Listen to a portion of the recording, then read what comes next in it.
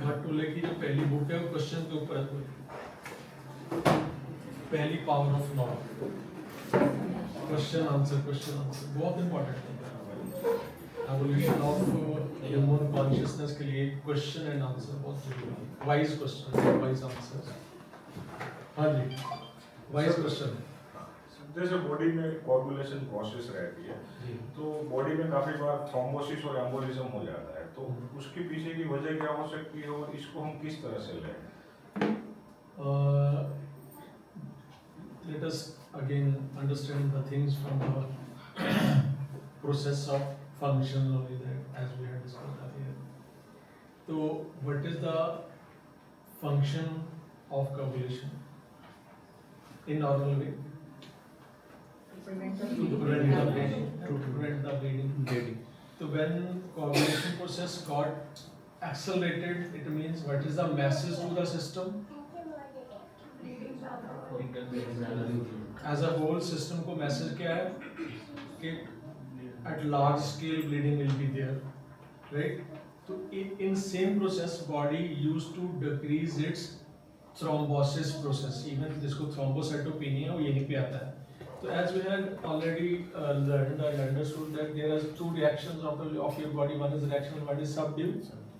तो जब हमने हमारे सिस्टम को मैसेज है ब्लीडिंग का कि पर्टिकुलर, पहले हम लेते हैं पर्टिकुलर ऑर्गन के ऊपर ब्लीडिंग का, जैसे वॉर्म की ब्लीडिंग का इन अबॉर्शंस और in particular type of hemophilia is a generalized disorder, ठीक है, factor 8 and other factors deficiency, factor 7 deficiencies, generalized disorder, particularly DVT, raise levels of D dimer during the COVID period, again are generalized. तो जब भी coagulative process लागू होना है तो जो प्रोसेस है पीछे हमने समझ लिया ये है, लेकिन बॉडी को मैसेज क्या गया कि लार्ज स्केल के ऊपर के मेरे को कहीं ना कहीं बहुत स्ट्रॉन्ग, अभी हम फिर उसको सिंपलीफाई कर रहे हैं, इंजरी होने जा रही है, चोटल होने जा रहे हैं, और उस चोट से जो चोट को ठीक करने का तरीका क्या? कोगुलेशन। तो पर्टिकुलर लेवल पे वो पार्ट हमारा इंजर हो रहा है। अब पर्टिकुलर लेवल पे आप यहाँ से स्टार्ट कर लीजिए, बॉम्ब से स्टार्ट कर लीजिए, तो उसके लिए आ जाएगा हमारा female is not ready to, this female was also under the same thing. This मैं अब ये केस में I have not reveal this case, ये पूरा होने जा रहा है, इसके बाद रिवील करूँगा इसको। And all the processes in which bleeding used to run after delivery, post-partum hemorrhages, all the hemorrhages will also fall in the same category.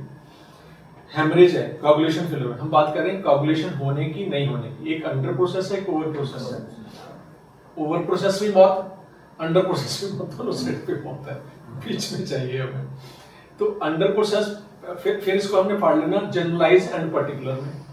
Generalise है पूरा system under threat and particular organ under threat. ये आ गया womb के साथ, not want to conceive, thrombosis में जितने भी हीमोफिलिक डिसऑर्डर्स रिलेटेड टू या coagulative disorders related to womb है। And in the case of DVT right and left side उठाएंगे। फंक्शन क्या है हमारा टंग का? मूव करना।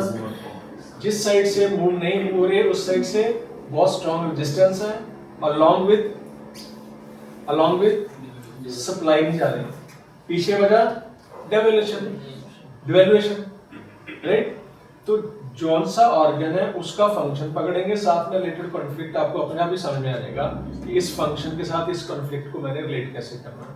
तो DVT will be in relation to devolution, womb will be in relation to not want to conceive, and any other disorder, D dimer and generalized process of coagulation will be in relation to this whole system is under threat. And आप देखेंगे Covid में कितना threat था और किस state में है, ये सब चीजें कब राइज हुई?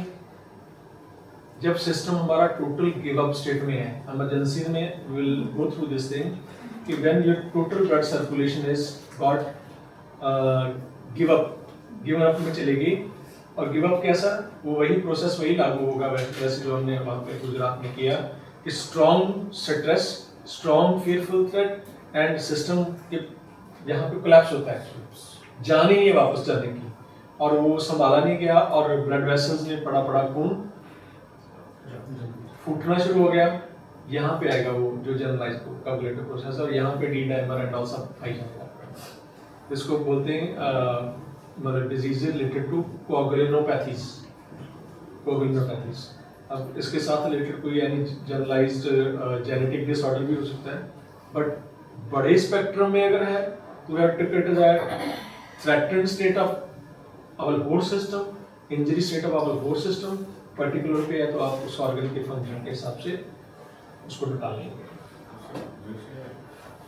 DIC है, हाँ, disseminated हाँ, coagulation, हाँ, जो हाँ, लास्ट स्टेज में जब पेशेंट आईसीयू हाँ, में होता है तो सभी ओरिफिस से ब्लीडिंग हाँ, स्टार्ट हाँ, होता है, वो रुकता नहीं है, हाँ, तो उसको हम कैसे कंसीडर करें कि वहाँ पे उसके survival chances one case of doctor, she had suffered from this thing and went into total systemic failure, kidney failure and all that. She came to us for the kidney failure only, and वो जब आए थे तो dialysis was 2 times in a week. At present dialysis is totally off, बंद हो गया पूरा, और क्रिएटिनिन उसका स्टिल 2.3 के ऊपर टिका हुआ है एंड शी इज टोटली सिक। ये स्थिति जब भी आती है, ऐसी स्थिति पहले बहुत स्ट्रॉन्ग थ्रेट है, लाइफ के लिए थ्रेट है, और उस थ्रेट में से वो लाइफ बाहर निकल ही नहीं पाई। जितने भी यू कैन से शॉक्स है basically to nervous system, cardiac shock, anaphylactic shock, they used to affect us on the same behalf only when you got shock। यही से तो मैं बोल रहा हूँ fear is the strongest emotion that is ruling you apart। बिल्कुल बिल्कुल तहस-नहस कर देता आपकी। Strong shock, total unsafe feeling of your inner being, and when body went into that process of pregnancy, people feel same thing, and all the you can say controls lost, and bleeding भी ऐसे होगी, control lost. तो ये coagulation failure है actually, वो coagulation का जो process है वो रुक गया।